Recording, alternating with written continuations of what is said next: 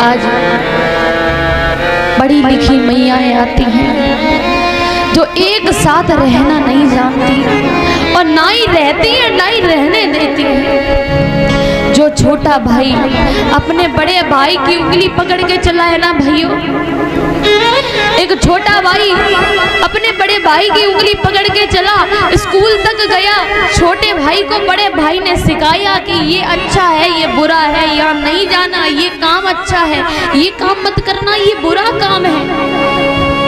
और जैसे ही भैयाओं का विवाह हो जाए वो मैया आके उन दोनों खून के रिश्तों को अलग कर दे, उन्हें दूर कर दे। एक बार मेरी कथा में भी ऐसा ही हुआ मैया। दो भाई कथा में आए हुए थे, एक पीछे बैठा एक आगे बैठा, एक दूसरे कोने पे बैठा एक आगे वाले कोने पे बैठा। जब भरत जी का और राम जी का प्रसंग चला, जब भरत जी और राम जी की बात आई कि भरत जी अपने भैया के पीछे अपनी मैया को मैया कहना छोड़ दिया, अपनी कैकई मैया से मैया नहीं कहते, अब अपने भैया के पीछे राज्य लेना छोड़ दिया और अपने भैया के पीछे जमीन में गड्ढा करके सोते हैं। क्या प्रेम है उन भाइयों में। जब ये पवित्र आख्यान पवित्र चरित्र हम सुना रहे थे ना, कोने में बैठा बड़ा भाई, आगे कोने में बैठा छोटा भाई, दोनों के आंखों से आंसू निकले, दोनों रोए। और मैं जैसे जैसे कहूँ कि आते ही मैया भैयाओं को अलग कर दें, पर वो रोते नहीं, कुछ कह ना पाए। अब वो दोनों भाई रोए। और जब मैंने बात कही कि भरत जी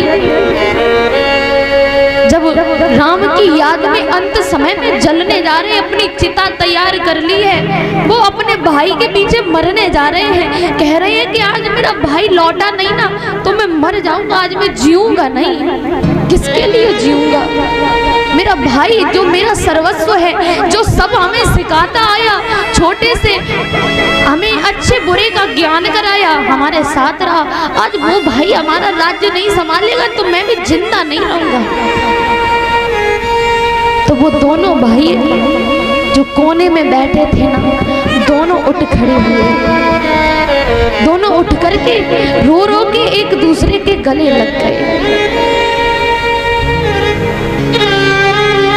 दोनों बड़े रोए कथा पांडाल में। और मेरी मैया मेरे भैया कथाएं तो होती इसीलिए हैं कि जो बिछुड़ गए हैं, जो छूट गए हैं, उन्हें मिला सके, उनके बीच में एकता ला सके।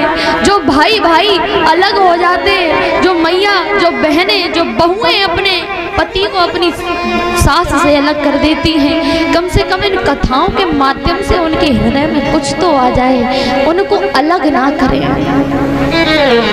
जब कथा समाप्त हुई, दोनों भाई हमारे पास आए, कहा बिटिया आज आपने जो प्रसंग बोला ना, आपके इन वचनों से मेरा घर बन गया। क्योंकि हम दोनों में बरसों से इतनी बुराई चल रही है, इतनी दूरियां चल रही हैं कि कभी भी एक दूसरे को फूटी आंख नहीं बहाए, कभी भी एक दूसरे को आंख जी भर के देखा नहीं। इतनी पत्नियों का डर है कि उनके सामने अपने छोटे भाई से कभी कुछ कह नहीं पाया। लेकिन मैं सच बताऊं ना, मैं तो इसी बात का इंतजार कर रहा था कि कब हमारा छोटा भाई आए और मुझसे क्षमा मांगे, मुझसे माफी मांगे। क्योंकि मेरा हृदय तो सदैव भाई के लिए धड़कता रहा, हमेशा जब जब इसे देखा ऐसा लगे कि इसे गले लगा ले। लेकिन भाइयों, अगर छोटा बड़ा भाई नहीं झुक सकता है तो छोटों का फर्ज बनता है कि छोटे हैं उसके सम्मान से उस स्वरूप अपने बड़े भाई को गले लगाएं, उनसे क्षमा मांगे कि अब गलती हम पर नहीं होगी, अब हम भाई भाई हैं, हम अलग नहीं होंगे, अब हम घर वालों की बातों में नहीं आएंगे। यहाँ पर भी कई भाई होंगे, यहाँ पे भी कई मैयाएं होंगी जिन्होंने भाई भाई को अलग कर रखा होगा। कई यहाँ पर भी भाई बैठे होंगे जो एक दूसरे को देखने से भी झिझकते हैं, एक दूसरे से बोलने से भी झिझकते हैं, डरते हैं। लेकिन एक पल के लिए वो जानते हैं कि संसार में कोई भी साथ नहीं आएगा, लेकिन मेरा भाई हमारे जरूर काम आएगा, मेरा भाई मेरे अवश्य काम आएगा। इस संसार में कोई हाथ थामे ना थामे, लेकिन दुख में हमारा भाई हमारा साथ नहीं छोड़ेगा। इसलिए मैयाओं से विनती है कि मैया किसी भी भाई किसी भी खून के रिश्ते को आप अलग मत करिएगा, क्योंकि आप ही एक पल के लिए सोच लो मैया कि जिस भाई को तुम दूर कर रही हो, इसी की जगह आपका भाई हो और आपसे बोला जाए कि तुम अब अपने भाई से मिल नहीं सकती, तुम अपने भाई से बात नहीं कर सकती, कितनी मैयाएं रह लेंगी, कितनी मैया अपने भाई से बात नहीं करेंगी, कितनी मैया अपने भाई से नहीं मिलेंगी, कितनी मैया अपने मायके नहीं जाएंगी। क्या यहाँ कोई है जो अपने भाई से दूर रह सके?